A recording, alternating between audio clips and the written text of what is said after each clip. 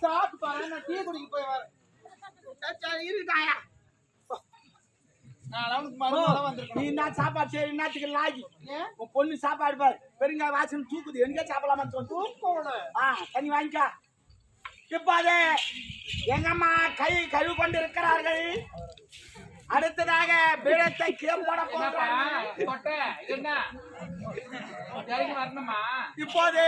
பீடத்தை போட போகிறார்கள் பச்சை சூ